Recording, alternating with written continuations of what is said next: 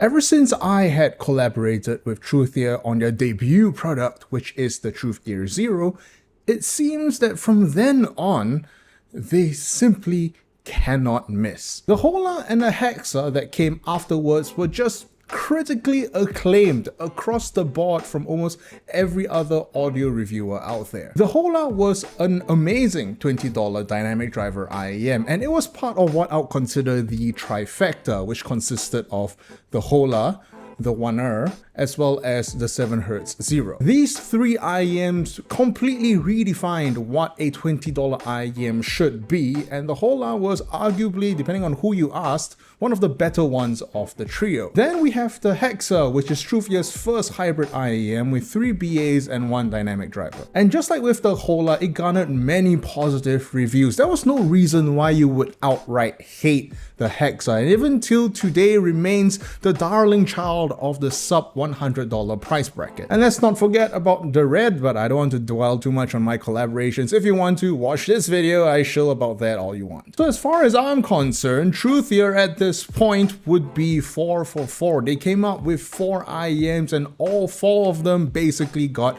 both critical acclaim as well as selling out every time they got stopped. But now comes their biggest challenge yet. Truthear has always operated on the sub $100 price bracket. So now they're going to try something a little bit higher into the $150 price bracket. The Truthear Nova coming in at $149 USD MSRP and sports a 4BA 1DD hybrid setup. For those of you doing the math, the Nova now doubles the MSRP of what is now its second most expensive product, the Hexa. With all that in mind, Truthear and the Nova has big shoes to fill, but you all know that if we're talking about it on this channel, then it is automatically Critical approved.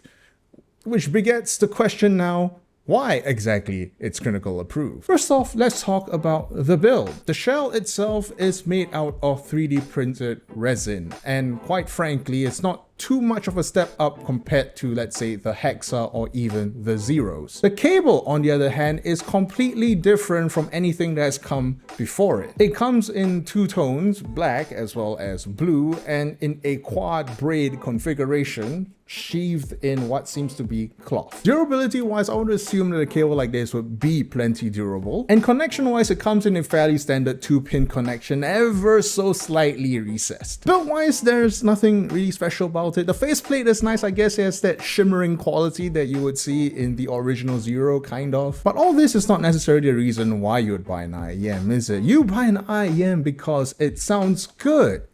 And yeah, the Nova is good, with a few caveats, of course. The first question that you should ask before considering a Truthear Nova is, do I like the Harman in-ear 2019 target? And if your answer is anything but absolutely yes, give me that Harman D, then step away. So how I would describe the Truthear Nova sound signature, and by extension the Harman in-ear target, would be that it's very bombastic. It's in your face. It is there to excite you. And to some people, that is absolutely something that they would want.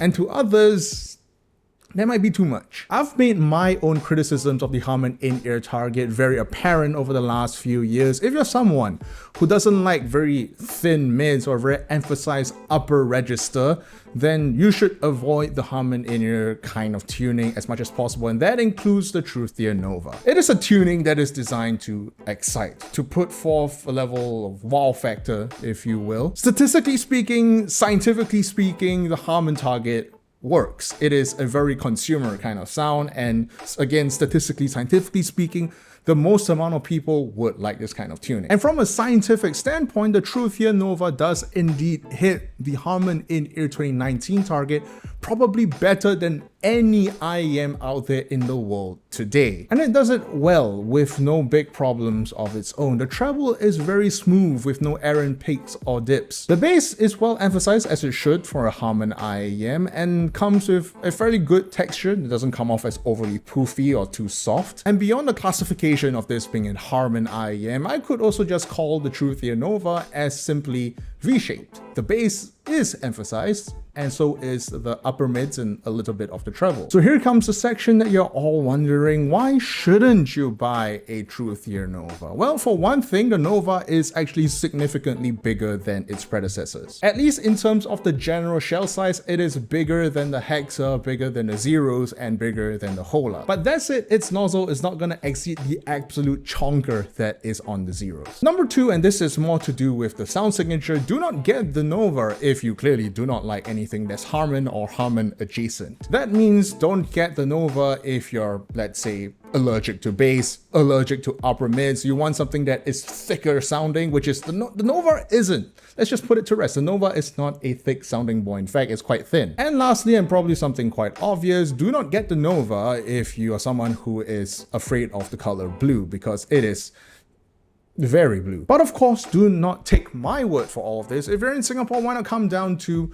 the Hangout? We're located at 29B Moore Street, level 3 in Chinatown. Come on down, grab a cup of coffee and ask for the Truthear Nova. Try it out yourself and then make your own opinions. And for those of you who are not privileged enough to be in Audio Mecca, then why not come down to Hangout.audio, our online retail store. We ship globally, internationally, and if your order exceeds $30 US, you get shipping for free. So if you think that the Truthear Nova is to your tastes, your preferences, your needs, wants, etc., why not consider us and purchase one at Hangout.audio. This is Critical from Hangout.audio, and remember kids, if it's not on the list, it doesn't exist.